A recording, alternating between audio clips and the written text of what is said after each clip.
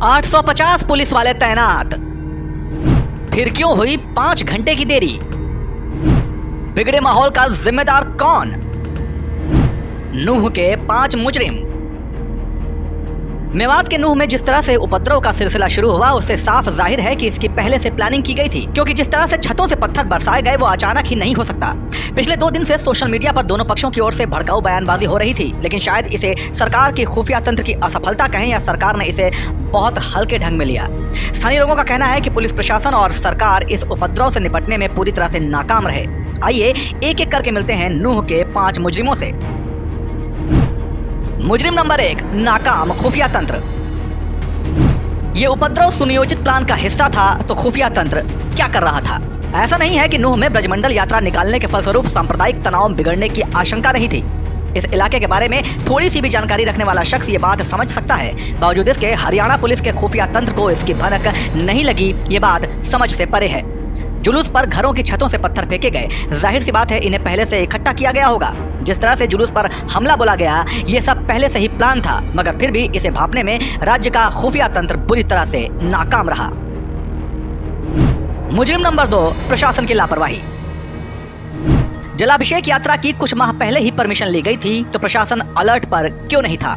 ऐसा नहीं है कि जलाभिषेक यात्रा निकालने का फैसला रातों रात ले लिया गया। बताया जा रहा है कि महीनों पहले इस जुलूस की अनुमति ली गई थी। ऐसे में सवाल यह है कि इलाके के सांप्रदायिक और आपराधिक इतिहास को देखते हुए क्या जिला प्रशासन को अंदाजा नहीं था कि जुलूस में क्या क्या हो सकता है? अगर था तो फिर वैकल्पिक रूट बनाने और असामाजिक तत्वों को पहले से ही हिरासत में लेने का काम क्यों नहीं किया गया? मुजरिम नंबर 3, पुलिस का लेट एक्शन। पुलिस को एक्शन लेने में 5 से 6 घंटों का समय क्यों लग गया? जिला प्रशासन का दावा है कि यात्रा की सुरक्षा के लिए 5 डीएसपी, 1 एडिशनल एसपी, 16 इंस्पेक्टर, 800 पुलिसकर्मी और 20 राइडर के साथ ड्यूटी पर तैनात थे। लेकिन जब उपद्रव की शुरुआत हुई तो मौके पर मौजूद चंद पुलिसकर्मी भाग खड़े हुए। ऐसा क्यों हुआ? सिर्फ इतना ही नहीं, कहा जा रहा है कि लोगों को यह सूचना तो मिलती रही कि पुलिस बल आ रही है, लेकिन शाम 5 बजे तक स्थिति ज्यों की त्यों बनी रही। मुजरिम नंबर 4, अफवाहों का बाजार।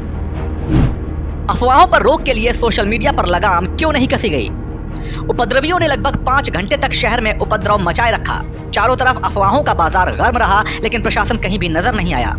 उपद्रव के 5 से 6 घंटे बाद भी सुरक्षा बल और एक्स्ट्रा फोर्स मौके पर नहीं पहुंच पाए। यहां तक कि उपद्रवी शहर में ही डटे रहे और थोड़ी थोड़ी देर में इधर उधर से वारदात की खबरें आती रहीं। देर शाम तक बाहर से आए एक समुदाय विशेष के लोग शहर में ही फंसे रहे। पूरे शहर में डर का माहौल रहा। सरकार की तरफ से शाम 5 बजे के बाद इंटरनेट पर रोक लगाई गई, लेकिन इसके बावजूद सोशल मीडिया पर तरह तरह के वीडियो और बयान आते रहे। सभी अधिकारी फोन उठाने से बचते रहे। शहर की सही स्थिति बताने के लिए सरकार के नुमाइंदे भी नदारद रहे। मुजरिम नंबर 5, राजनीतिक रोटियां। दंगों पर वोट बैंक की सियासत क्यों? नूह में इतना बड़ा उपद्रव हुआ, लेकिन सभी राजनीतिक पार्टियों के आकाश शांति बहाली करने के प्रयासों में कहीं भी दिखाई नहीं दिए।